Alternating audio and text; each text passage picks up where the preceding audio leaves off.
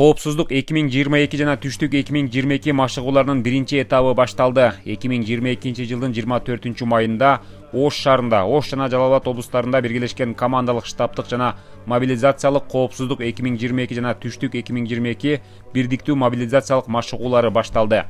Машыгуунун ачылышына Кыргыз Республикасынын куралдуу күчтөрүнүн генералдык штабынын башчысы генерал-майор Эрлис Тердикбаев, түштүк батыш оперативдүү командачылыгынын кол башчысы генерал-майор Руслан Мукамбетов, Кыргыз Республикасынын президентинин Ош облусундагы ыйгарым укуктуу өкүлү Зиядин Жамалдинов, Ош шаарынын вице-мэри Сонунбек Жунуспаев, куралдуу күчтөрдүн башкаруу органдары, Ноокат жана Ала Бука райондук мамлекеттик администрациялары, өзгөчө Кырдаалдар министрлигинин, Ички иштер министрлигинин, Улуттук коопсуздук мамлекеттик комитетинин, Саламаттык сактоо министрлигинин аймактык бөлүмдөрү катышууда. Ошондой эле Жалал Абад облусунун Ала Бука райондук аскердик комиссариатынын топтоо түйүнүндө резервдеги жоокерлерди мобилизациялоо иш-чарасы башталды.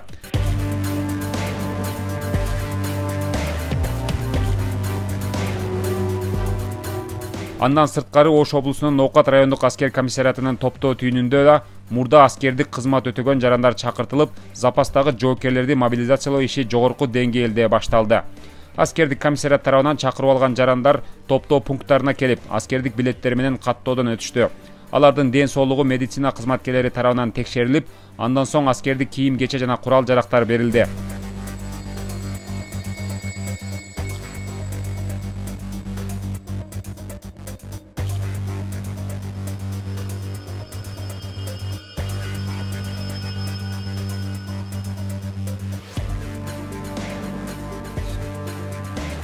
Машыгуунун алгачкы баскычында Кыргыз Республикасынын куралдуу күчтөрүнүн генералдык штабынын башчысы генерал-майор Эрлис Тердикбаев жана түштүк батыш оперативдүү командачылыгынын кол башчысы генерал-майор Руслан Мукамбетов, президенттин Ош облусундагы өкүлү Зиядин Жамалдинов жана жергиликтүү бийлик өкүлдөрү Ноокат районундагы топтоо түйүнүндө иш-чаралардын жүрүшү менен таанышып, түштүк 2022 аскердик машыгуусунун катышуучуларына ийгиликтерди каалашты. Ноокат районунда уюштурулган топтоо түйүнүндө запастагы жоокерлерди мобилизациялоого бардык шарттар түзүлгөн. Атап айтсак, жоокерлер уктоочу казармалар, ашкана, окутуу каналары, курал жарактарды жана запастагы жоокерлерди ташуу үчүн автотранспорт каражаттары да уюштурулган. Ошону менен бирге атчан аскерлер кошуну дагы даярдалды.